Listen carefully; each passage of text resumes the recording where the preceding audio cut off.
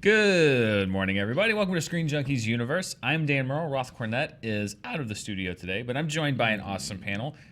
A man with a microphone today, Billy Business. Yeah, I don't have to shout off the side. Congratulations. Thank you. Yeah. With us, as always, Spencer J. Gilbert. Sign my petition to get Billy a mic. Oh, thank you. And Change.org does make a difference.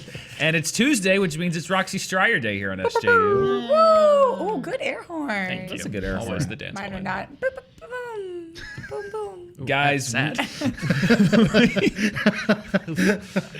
I tried. we have a great trailer today that we are about to talk about. Well, it's a trailer. Okay. The trailer for Venom hit the internet this morning. This is pretty much what fans saw at Comic-Con last week. I was lucky enough to be in Hall H. This is pretty much what people were talking about after the Sony panel at Comic-Con. The public at large got a look at it today. Eddie Brock, Tom Hardy, symbiotes, Riz Ahmed, Look at that. all kinds of things going on. It's a lot of Look at goo. that. I don't That even is- know what I'm looking at. That's him. He's talking to his goo friend, Venom. Yeah, and it's like spreading apart on him. I thought Two that was a goo cool shot. friends. Guys, first thoughts. What do you think of the Venom trailer? I didn't hate it. I probably liked it the most out of everyone at this esteemed table. You don't know that? That's true. I don't. I haven't talked You to you do know about it yet. that. Yeah. I think it looks like a fun street level. I kind of wish this was like on HBO or Netflix and had a hard R rating. I think that would make this like a really cool B movie. Like, but it does seem like a throwback to a 90s superhero movie. I don't know what accent he's doing. I don't. What is the voice? I'm very entertained by it. I like Tom Hardy. I like Tom Hardy doing something like this. Do you know what accent it reminded me of? Do you remember in Jane Silent Bob Strike Back when they went on the set of Good Will Hunting 2? Yeah. And Ben Affleck played this character. It's like, oh, I don't like the sound of them apples. Well, what are we gonna do? That's what Tom Hardy sounds He like. sounds- Let's go around the table. What does Tom Hardy's accent sound like to each of He you? sounds like a very scared 5-year-old boy at his first day of kindergarten. There's nothing that he has said in any of these trailers that makes me think he has the mental facilities to be a reporter. He's like, I'm the bad guy. Why you work for the good guy? I don't understand. I don't want to do this. Well, he's a print reporter. He doesn't go on TV. He sounds like Bobcat Goldthwait and not William Shatner. Kermit? No, the guy. Christopher Walken? Thank you, Christopher Walken and Bobcat Goldthwait. Roxy. How did you guess we have that? another. Spencer and I have worked together for a very strategy. long time. Roxy, we have another Tom Hardy voice controversy. Weigh in.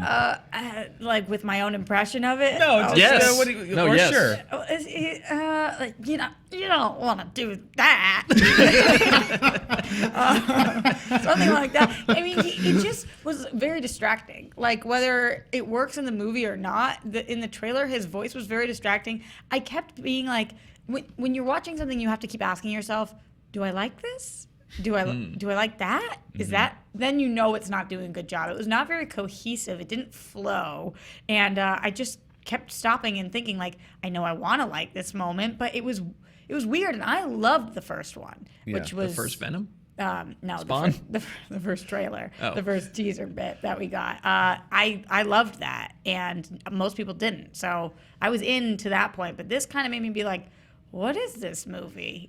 Can I just say that it didn't do the voice much, Tom Hardy's performance much favors, and this was me listening with my editor's ear, that about 70% of the dialogue that he speaks in this trailer is, we call it frankenbiting, which is when you take like 3 words from one sentence and 2 words from another one and 4 words from another one. You hear it on reality TV all the time. So it's like, just go back and listen to all of Tom Hardy's voice, like dialogue where you don't hear him talking. He's like, I'm a reporter and I investigate the government. It's like, Are you sure that wasn't his performance? No, I know what it sounds. They have, obviously they knew what they wanted to say. Instead of like bringing him in to like loop what they wanted to say, they just like took 4 different sentences and they do it 3 or 4 times, which I don't think helps with the whole Tom Hardy And voice thing. disjointedness of it all. What about Venom? What do you guys think about the look of Venom? Look, I thought I guess you got to go in with certain expectations, and for me, this is a Sony solo movie, probably a lower budget than a Spider-Man film.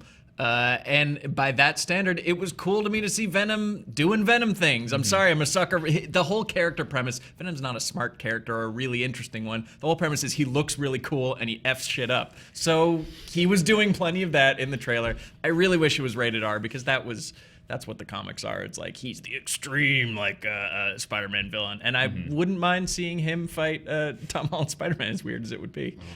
No. There was a funny. They asked him about that at the panel, and Tom Hardy. They were just like, "Do you want to face off against Tom Holland?" And he just was like, "Yeah, I'll give it a go." And like you can tell, he's just like, "Me and Tom Holland? Yeah, I'll try." He was basically saying, "Well, I mean, look at the two of them together."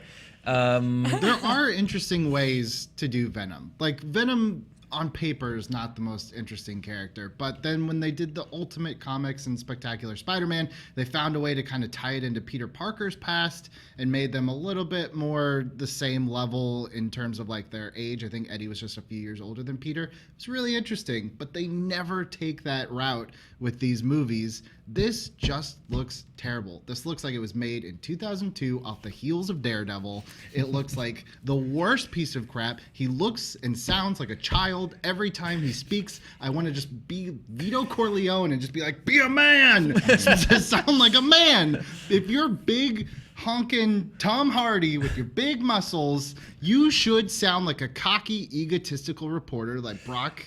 I almost said Brock Lesnar. What's his real name? Eddie Brock. That Eddie Brock is. Similar to Brock Lesnar. Yeah. And Brock Lesnar. Be Brock Lesnar. Brock Lesnar should have been Venom. I'm done talking. There you go. I didn't think actual Venom looked as bad as some people are saying Venom looked. I will give them that one a little bit more. Like, it was so pieced together that I still can't exactly tell at what time we're getting taken over. And like when we saw that shot where Billy, you were like, what's going on there? And Spencer said, we're talking to our goo friends. That's like, it's not a great sign that we're confused on what's happening. He is there. very wet. And then when like half of the face rips back, and it's kind of like... That shot did not look very good. And then you're kind of like, ooh, they didn't finish that fully.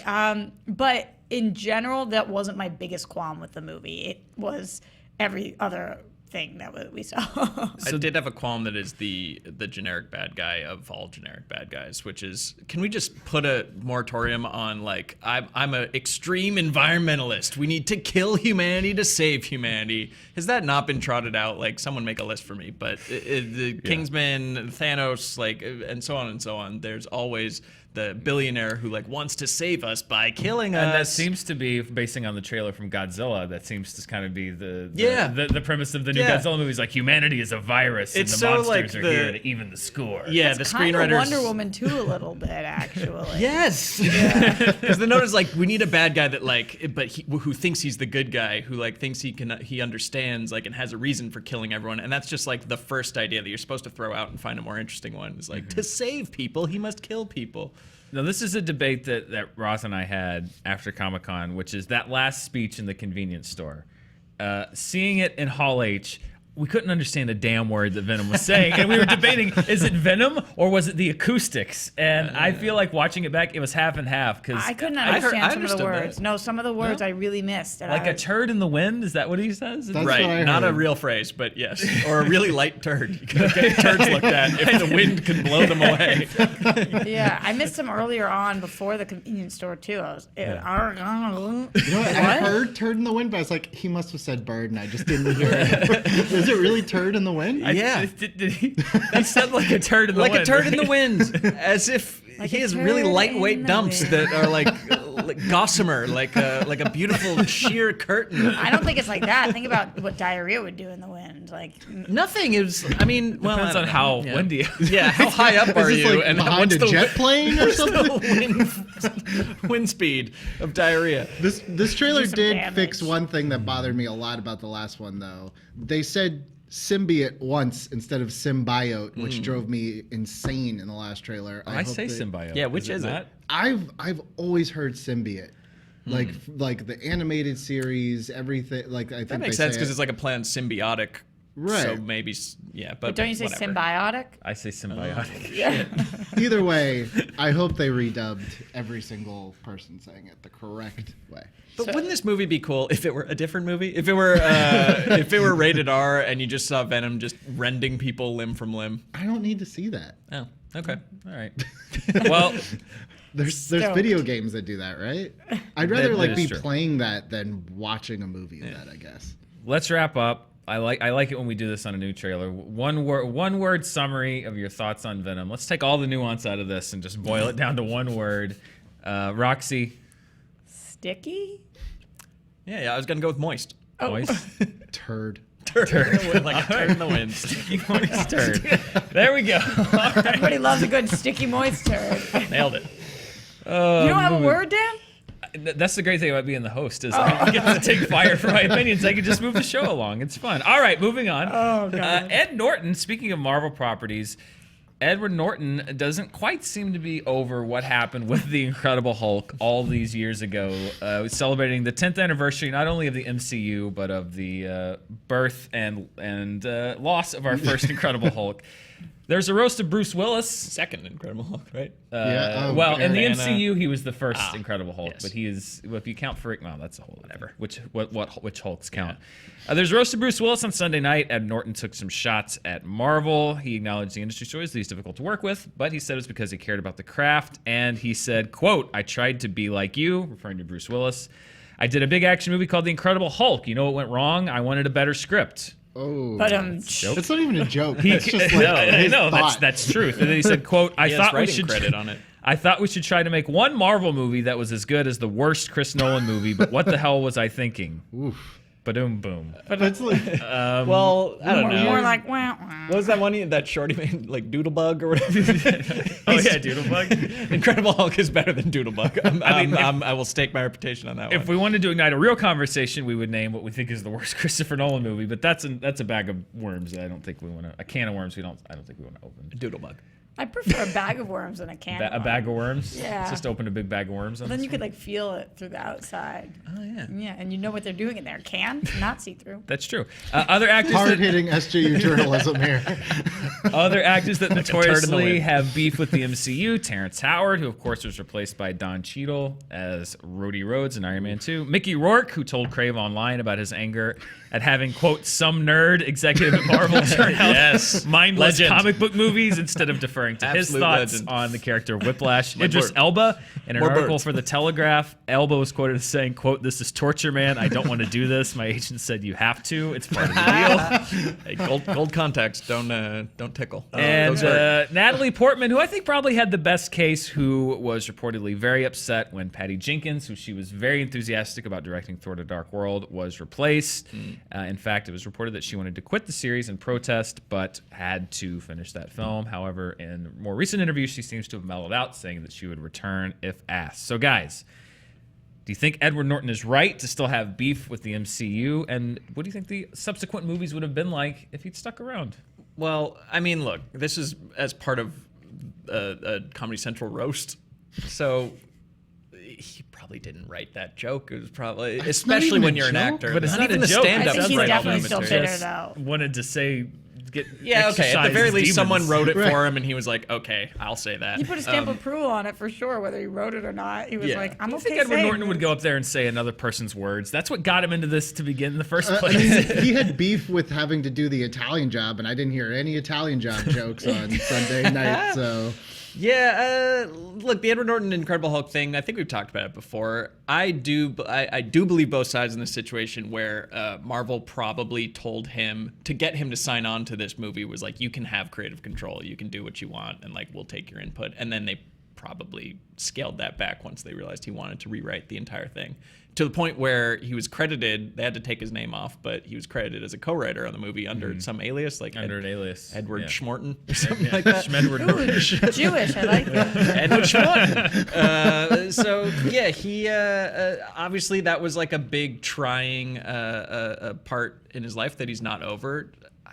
You'd think he could get over it because he's like a brilliant actor and has done many other things. But of course, yeah, everybody who's not in the MCU has to be a little jealous at this point of all the nobodies and TV schmucks who are now global movie stars because they did crunches for 6 months. You know, I could see how he would be still bitter about it. Roxy, Norton Hulk, what are your thoughts? I think admitting that you're difficult to work with kind of says it all. It's not cool to be difficult to work with for any reason, whether it's because you're a true artist and that's just how you have to operate or not. So I think he probably takes a little bit of the blame, and then other than that, he's pretty bitter, which I get, but you're admitting some fault here, so maybe be easier to work with. Maybe. I mean, he would have been set for. I mean, he probably is He set already for life. is, But I mean, talk about like in perpetuity if he had been in however many movies now. Do you think? I mean, are we? Is it worth getting Ruffalo, Billy? I like Ruffalo. I like Ruffalo a lot. I actually liked The Incredible Hulk, I think, more than most people did. But it does bother me now that it does feel like a weird sideways alternate universe. If you watch it with everything, like, it doesn't really count. Yeah. But I was just looking at this list. And there were two that I didn't put on here. Well, Alan Taylor, the director of Thor: The Dark World, had a lot of problems. And Hugo Weaving didn't necessarily have problems, but he's like, I don't want to do this anymore. This is dumb. Yeah. But it's interesting when you look at these, and I think Idris Elba said this about Thor: The Dark World. Like, these are all like phase 1, early phase 2 problems. It seems like you have to remember, like, the first Captain America is like towards the very bottom of the grossers on all these Marvel things. Like, these weren't the bona fide hits back in the day, so I feel like there was probably a lot more pressure and a lot more like Meddling. Yeah, exactly. So I wonder if Ed Norton had stuck around, if maybe he could have gotten the Ed Norton Hulk movie that he had wanted down the road when it was a little bit more freedom than some of these people who clearly like had issues like right off the bat, you know? Yeah, it does feel like if you're Terrence Howard or Edward Norton and you leave for various reasons in phase 1 and then like 5 years later, it's I guess it'd be kind of like, you know, leaving some startup. It's like, all right, I'm out of here. I'm walking away. This is a bad idea. And then 5 years later, you're watching the whatever. Exactly. Like, it's Uber, and you're like, oops. But I was part of that. Yeah. No, Now, was Ed Norton? Did he quit, or was he just not asked back? That is the Good great question. debate. I think the line that they said to say, if I recall, at the time was that there was a mutual decision, but then the scuttlebutt was that he was not asked back because he'd been so difficult to work with, and they didn't think he could be a team player. But I don't know the truth. Yeah, it'd be different, but I think it's a blessing in disguise because I do think he's a brilliant actor, but he's not funny. And a lot of these, That's true. A lot of the joy of the Hulk has been like Ruffalo basically doing comedy next to Chris Hemsworth or next to these people. He's like comic relief when he's in human form. So And Ruffalo is supposed to be, I've never worked with him, but he's supposed to be one of the most fun people to work with. So I'm happy for them that they got to have somebody they wanted to work with on set. And you're right, he hits his timing really well. Let's ask this question because he brought it up. Is there one Marvel movie that is as good as the worst Christopher Nolan movie? one Marvel movie that is good as the worst. I thought we should try to make one Marvel movie that was as good as the worst Chris Nolan movie, but what the hell was I thinking? Yeah. Is the Incredible... I'll narrow this down. Sure. Is the Incredible Hulk better than Following. as good as the worst Chris Nolan Well, movie? what's the worst Worst Chris Nolan movie? I think That's it up to all you. depends. For me, I know what my worst is, What and is it? yes, I will watch The Incredible Hulk before I What is ever it? watch Memento again. Wow. Memento's your Well, come least on, you favorite troll. Nolan movie? You're trolling. Look, I appreciate people who like it. I appreciate people who I understand. I understand it. I just What? don't dig. I don't dig the gimmick. Boy. At least pick like the weird music documentary he did or something like that. I like Interstellar a hair more than I like Memento. I'm not an Interstellar fan. Yeah, but it's a better movie than The Incredible Hulk. Definitely. I think I just said I would rather watch The Incredible Hulk than Memento. yeah, but the last question bit of is Interstellar better. ugh. What's a better film? That's and I don't think subjective. that I That don't is think The Incredible subjective. Hulk. I think Incredible Hulk tells a more cohesive story than Memento does, because if you watch Memento in chronological order, I'd rather watch grass grow. yeah, but of if you watch course. Pulp Fiction in So chronological order, it's all- boring as hell. No, it is not. It is It not. really is. It is not. There's a 45-minute conversation in the middle of the movie if you watch Pulp Fiction in order. Yeah. It works way better the way If you that watch it is. Rashomon from one one person's perspective. It's just stupid. It's just a simple movie. Couldn't you like say that about any movie? If you take out the thing that makes it great, then it might not be because great. great movies shouldn't hinge upon a gimmick. That movie, you strip How do the you feel gimmick about away Fight from that Club? movie. It's It not a doesn't- gimmick because it has to do with the character himself. You're experiencing the movie the same way the character's experiencing time and life. And I will say that the worst Christopher Nolan movie to me is like Following, and even that is something more original and interesting to me than The Incredible Hulk. Yeah, but it's not The Incredible Hulk. We're talking about any Marvel movie, right? Any Marvel movie, yes, I Well- will take Civil War over Following, for example. Fair enough. I feel like we derailed in a different way. Billy, R.I.P. your mentions. Hot momentum All right, takes. let's move on. Let's move on to our friend Kevin Smith, friend of Screen Junkies, friend of not this show, but some of our shows. Yeah. Only because he's not been on this show. He's not a friend He to hates this show. this show. You're welcome anytime, Kevin. Yeah. Kevin Smith, of course, king of Hall H at Comic-Con, did his panel there as always. But coming off of Comic-Con, he went to Instagram to tease a big upcoming project. He said, quote, just finished a huge writing gig that I haven't talked about publicly yet, which for him is a big deal. You're right. It's got to be something pretty big. It's the most massive IP I've ever been allowed to play with, and if the powers that be decide to move forward with the project, it would be the biggest budgeted anything I've ever done. Wish me luck. He then added, fingers crossed that I get to talk about this one day soon, or better yet, fingers crossed we all get to watch it next year. Of course, there was rampant fan speculation. Two things that we can take off the list are Star Wars and Marvel. When he was asked by a fan, he responded, easy to deny, the only Star Wars and Marvel Studios movies I'm involved with are the ones I pay to see in the theaters. Promise. So, big budget, not Star Wars, not Marvel, And coming out next year. and potentially Yeah, coming out that's next quick. That's year, quick. which is pretty quick.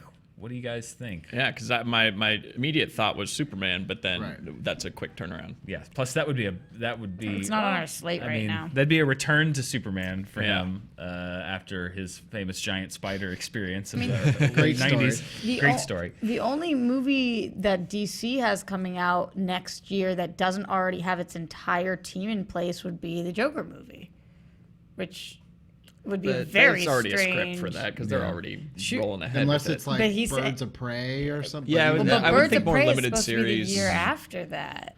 Or he could, I mean, maybe he misspoke. Maybe it It wasn't. wasn't next year Yeah. because he's saying if they go ahead with it, which is like Then they'd have to shoot it real fast and have it come out by the end of 2019. So it's probably a TV show or limited series. I was also Animated? wondering if like maybe it was something like that's a bigger IP that not necessarily is like quite in the zeitgeist right now, like Captain Planet or like Zorro or Popeye or that would be the something. biggest he's done. Yeah, like these are all like big franchises per se, but they're not necessarily something that we think of right away. Because the biggest budgeted thing, I mean, that would probably be for him. I mean, I don't know what the budget on, like, I don't know, Cop Out was, but, 40, 50 million would probably be the biggest budget Yeah. Yeah. that he's ever had to work with. So it wouldn't have to be some massive, huge Cop Out blockbuster. could it, could it just be like a sequel to some comedy that we love, or yeah, that's But true. it just doesn't have says to be it's the comics. most massive IP I've ever been allowed. Austin Powers? Yeah, like Caddyshack. Yeah. I don't know. Maybe Lobo. That'd be fun. He's like foul-mouthed DC R-rated. and he did Like get Alien. the Like writer Alien, pulled yeah. off him, and also Guillermo del Toro was attached to that for a little bit, and then was gone from that. I don't know. I mean, he has close ties with DC. He's directed several episodes on the Arrowverse over Flash, on CW. Supergirl, yeah. He's got a lot of ties with them. If you had to guess, do you guys think this is something DC related, or maybe he got to pull something else in? I just don't understand where it would be in the DC right now, because are we officially calling it the Worlds of DC? I Is that the refuse to official call it that. Worlds? What was it? Worlds of DC. Worlds of Worlds of DC. DC. I like it. But if that's if he's part of that, then next year can't be accurate, because other than our upcoming films, which are Aquaman, Shazam, Wonder Woman 2, then we've got like all of our other Joker, the Batman, Birds of Prey / Gotham City Sirens, depending on what they're doing. Where is he? What is he? I don't think there's any way there's a superhero movie just based on rendering time alone for CGI. Yeah, unless it's like a smaller superhero. I don't know. Is this? Something in the Are dark you universe. excited to see Kevin Smith take this direction? He's kind of known as a micro-budget filmmaker. He's kind of gone on a little bit of a belt. Like, you start with Clerks, Chasing Amy, the very small movies. Then he went kind of more into the mainstream with Jersey Girl and Cop Out, and this, maybe didn't turn out quite as well as many would have wished. But now he sort of went back into the micro budget with Tusk and sort of making the movies for himself really, and saying like, if you like it, whatever, I don't care. If you don't like it, screw you. Do you think this is an exciting direction for him? I hope it is a comic book project, because I think they've found that it pays dividends to get people who breathe this stuff all day, every day to be involved in the project. And I don't think he ever really got a chance to do that, to show that off. So he certainly earned it. And but it does depend on fit, because he does have a very specific tone, and that tone does not work for every superhero. No, that's true. Billy, what do you think? You know what? I said it as just a train of thought thing, and now I'm going to stick with it. I want it to be Popeye. I want to see a new version of Popeye by Kevin Smith. What do you think the budget on a Popeye movie would be? 70 to 100. Is the spinach weed? That's amazing. You heard it That's here how he gets first. his drink. You heard it here first. Kevin Smith's Popeye coming to theaters. Spinach is weed. 2019. The tag is the spinach is weed. Guys, Billy, Spencer, Roxy, thank you so much for joining us today. Anything you guys want to plug before we go? Christopher Nolan's great. I apologize for any comments I've made in the last half hour. Billy's walking back. Christopher Nolan, thanks, Spencer. Nope. Nope. Roxy? I'm on the Benny G train. Roxy's Nope. on Spinach. Nope. We left it all out there today. Guys, there's so much more to watch. Like a turd in the wind. Like a turd in the wind. We're about to head out of here like a turd in the wind.